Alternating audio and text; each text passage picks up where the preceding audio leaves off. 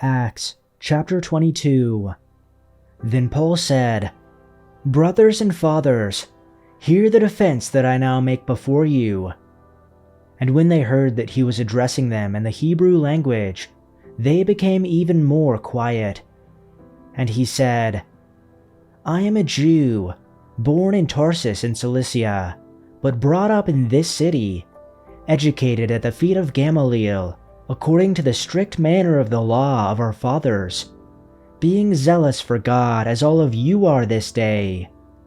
I persecuted this way to the death, binding and delivering to prison both men and women, as the high priest and the whole council of elders can bear me witness. From them I received letters to the brothers, and I journeyed toward Damascus to take those also who were there and bring them in bonds to Jerusalem to be punished. As I was on my way and drew near to Damascus, about noon, a great light from heaven suddenly shone around me, and I fell to the ground and heard a voice saying to me, 'Saul, Saul, why are you persecuting me?' And I answered, 'Who are you, Lord?' And he said to me, 'I am Jesus of Nazareth, whom you are persecuting.' Now those who were with me saw the light, but did not understand the voice of the one who was speaking to me. And I said, 'What shall I do, Lord?' And the Lord said to me, 'Rise and go into Damascus, and there you will be told all that is appointed for you to do.' And since I could not see because of the brightness of that light, I was led by the hand by those who were with me, and came into Damascus. And one Ananias, a devout man according to the law, well spoken of by all the Jews who lived there, came to me, and standing by me said to me, 'Brother Saul, receive your sight.' And at that very hour I received my sight and saw him. And he said, 'The God of our fathers appointed you to know his will, to see the righteous one, and to hear a voice from his mouth. For you will be a witness for him to everyone of what you have seen and heard. And now why do you wait? Rise and be baptized, and wash away your sins, calling on his name.' When I had returned to Jerusalem and was praying in the temple, I fell into a trance and saw him saying to me, 'Make haste and get out of Jerusalem quickly, because they will not accept your testimony about me.' And I said, 'Lord, they themselves know that in one synagogue after another I imprisoned and beat those who believed in you. And when the blood of your martyr Stephen was shed, I stood there, giving my approval and guarding killing him.'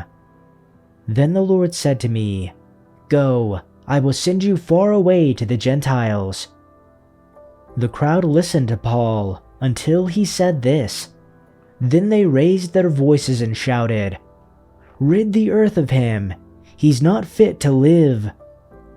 As they were shouting and throwing off their cloaks and flinging dust into the air, the commander ordered that Paul be taken into the barracks.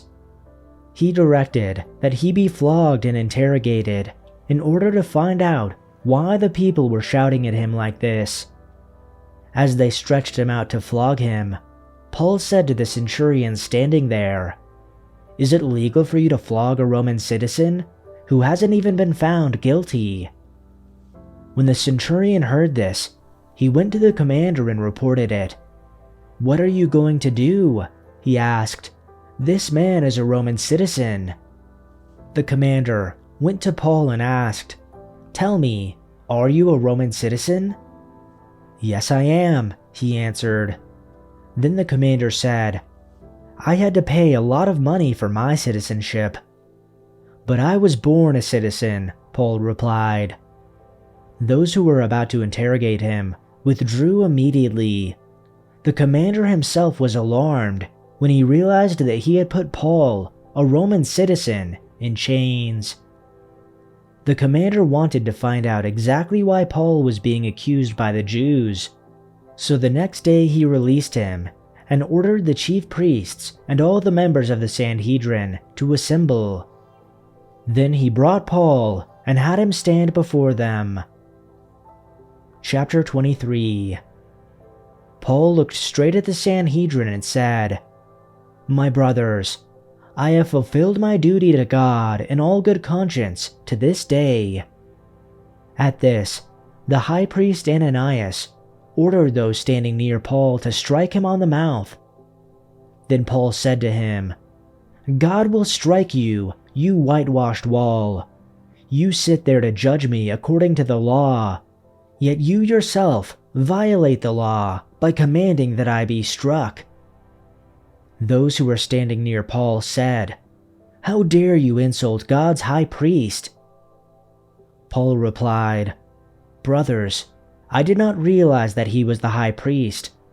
For it is written, 'Do not speak evil about the ruler of your people.'"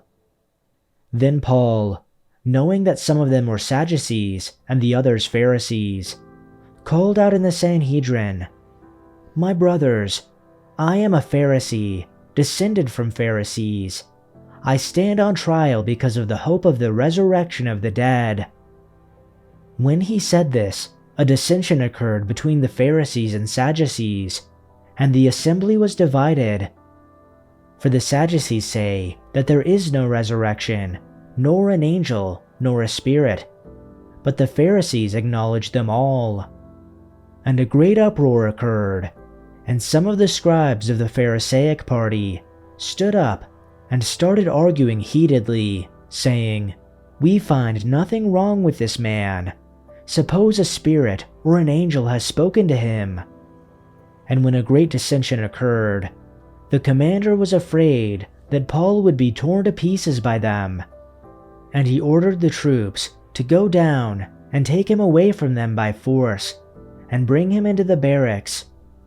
But on the following night, the Lord stood near him and said, "Be courageous, for as you have testified to the truth about me in Jerusalem, so you must testify in Rome also." When it was day, the Jews formed a conspiracy and put themselves under an oath, saying that they would neither eat nor drink until they had killed Paul. There were more than 40 who formed this plot. They came to the chief priests and the elders and said, "We have put ourselves under an oath to taste nothing until we have killed Paul. Now therefore, you and the council notify the commander to bring him down to you, as though you were going to investigate his case more thoroughly. And as for us, we are ready to kill him before he comes near the place." But the son of Paul's sister heard about their ambush, and he came and entered the barracks and told Paul. Paul called one of the centurions to himself and said, "Take this young man to the commander, for he has something to report to him." So he took him and led him to the commander and said, "Paul the prisoner called me over to him and asked me to bring this young man to you, because he has something to tell you." The commander took him by the hand, and stepping aside, began to inquire of him privately, "What is it that you have to report to me?" And he said, "The Jews have agreed to ask you to bring Paul down tomorrow to the council, as though they were going to inquire somewhat more thoroughly about him. So do not listen to them, for more than 40 of them are in hiding to ambush him, and these men have put themselves under an oath not to eat or drink until they kill him. And now they are ready and waiting for assurance from you." Then the commander let the young man go, instructing him, "Tell no one that you have notified me of these things." And he called to him 2 of the centurions and said, "Get 200 soldiers ready by the 3rd hour of the night to proceed to Caesarea, with 70 horsemen and 200 spearmen." They were also to provide mounts to put Paul on and bring him safely to Felix the governor. And he wrote a letter with the following content: "Claudius Lysias, to the most excellent governor Felix, greetings. When this man was seized by the Jews and was about to be killed by them, I came up to them with the troops and rescued him after learning that he was a Roman, and wanting to ascertain the basis for the charges they were bringing against him, I brought him down to their council, and I found that he was being accused regarding questions in their law, but was not being charged with anything deserving death or imprisonment.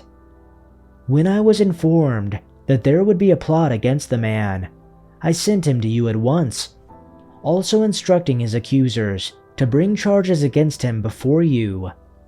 So the soldiers, in accordance with their orders, took Paul and brought him by night to Antipatris. But on the next day, they let the horsemen go on with him, and they returned to the barracks. When these horsemen had come to Caesarea and delivered the letter to the governor, they also presented Paul to him. Now when he had read it, he also asked from what province Paul was, and when he learned that Paul was from Cilicia, he said, "I will give you a hearing when your accusers arrive as well," giving orders for Paul to be kept in Herod's praetorium. Chapter 24. Now after 5 days, the high priest Ananias came down with some elders and an attorney named Tertullus, and they brought charges against Paul to the governor. After Paul had been summoned, Tertullus began accusing him, saying to the governor, "Since we have attained great peace through you, and since reforms are being carried out for this nation by your foresight, we acknowledge this in every way and everywhere, most excellent Felix, with all thankfulness. But, that I may not weary you further, I beg you to grant us a brief hearing by your kindness. For we have found this man a public menace, and one who stirs up dissensions among all the Jews throughout the world, and a ringleader of the sect of the Nazarenes. And he even tried to desecrate the temple, so indeed we arrested him.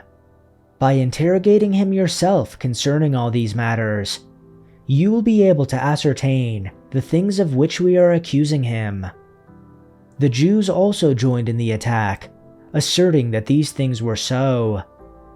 And when the governor had nodded for him to speak, Paul responded, "Knowing that for many years you have been a judge to this nation, I cheerfully make my defense, since you can take note of the fact that no more than 12 days ago I went up to Jerusalem to worship, and neither in the temple did they find me carrying on a discussion with anyone or causing a riot, nor in the synagogues, nor in the city itself, nor can they prove to you the things of which they now accuse me. But I confess this to you, that in accordance with the way which they call a sect, I do serve the God of our fathers, believing everything that is in accordance with the law and is written in the prophets, having a hope in God, which these men cherish themselves, that there shall certainly be a resurrection of both the righteous and the wicked.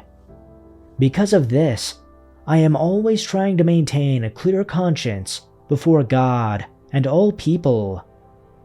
After several years away, I returned to Jerusalem with money to aid my people and to offer sacrifices to God. My accusers saw me in the temple as I was completing a purification ceremony.